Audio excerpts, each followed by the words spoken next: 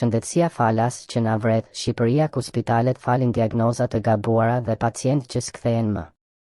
Në Shqipërinë e rilindur, shëndetësia është falas. Kështu thot qeveria, kështu përsëri çdo ministër, çdo ekran i bler, çdo propagandë që mundohet të mbulojë realitetin me fjalë. Por në Shqipëri, mjekësia e vërtet nuk gjendet në spitale publike, ajo jeton në telefonatat e dëshpëruara të familjeve që kërkojnë ndihmë, në lotët që shfaqen përdit në Shqiptarët për Shqiptarët në faqet e Joq Albania, apo në çdo apel që publikon Fondacioni Firdeus me Firdeus Channel, duke u bërë shpëtimi i fundit për njerëzit që shteti i tyre i ka harruar. Në një vend ku shëndetësia është falas, çdo ditë shqiptarët kërkojnë ndihmë për të çuar të dashurit e tyre jashtë vendit, në spitale europiane. Pse? Sepse këtu mungojnë mjekët specialist, mungojnë aparaturat, mungon kujdesi dhe më e keqja, mungon ndërgjegjja. Spitalet tona publike janë kthyer në vende ku diagnoza jepet me mend, pacienti trajtohet si numër dhe jeta vlerësohet sipas xhepit. Ndërkohë që kryeministri del në televizione dhe flet për mjekësi moderne e falas, shqiptarët realisht derdhin çdo qindark që kanë për të shpëtuar jetën e fëmijëve, prindërve apo bashkëshortëve të tyre. Vetëm Fondacioni Firdeus, me në krye Elvis Nachon, ka publikuar 10 raste që kërkojnë ndihmë urgjente. Sadiku, 12 vjeç, i nisur drejt Italisë për kurim, Kristina, një tjetër jetë e shpëtuar fal solidaritetit, jo fal shtetit, Dea, vajza 10 vjeçare që lufton me leucemin, për të cilën u kërkua ndihmë publike nga Joq Albania.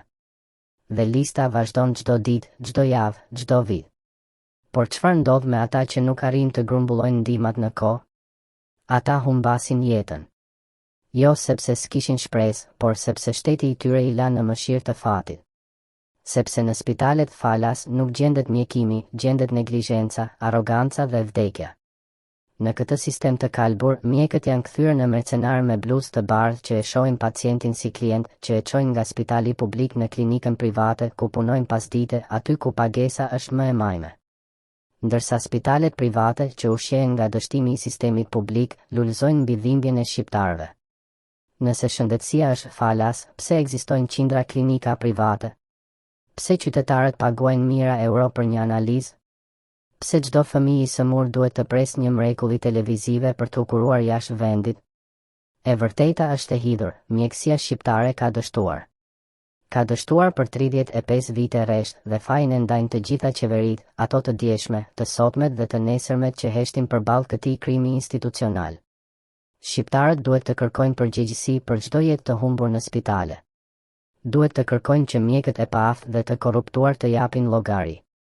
Duhet të kërkojnë mbylljen e klinikave private që marrin frymë nga paratë e varfërisë sonë.